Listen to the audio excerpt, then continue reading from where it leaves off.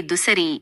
MA Chidambaram ಕ್ರೀಡಾಂಗಣದಲ್ಲಿ ನಡೆದ ಪಂದ್ಯದಲ್ಲಿ ಚೆನ್ನೈ ಸೂಪರ್ ಕಿಂಗ್ಸ್ ಸಿಎಸ್ಕೆ ತಂಡವು ಸನ್ರೈಸರ್ಸ್ ಹೈದರಾಬಾದ್ ಎಸ್ಆರ್ಎಚ್ ವಿರುದ್ಧ ಹೀನಾಯವಾಗಿ ಸೋತಿದೆ. ಪ್ಲೇ ಆಫ್ ರೇಸ್ನಲ್ಲಿ ಉಳಿಯಲು ಸಿಎಸ್ಕೆ ಗೆಲ್ಲಲೇಬೇಕಿದ್ದ ಈ ಪಂದ್ಯದಲ್ಲಿ ಕಳಪೆ ಬ್ಯಾಟಿಂಗ್ ಪ್ರದರ್ಶನ ನೀಡಿತು.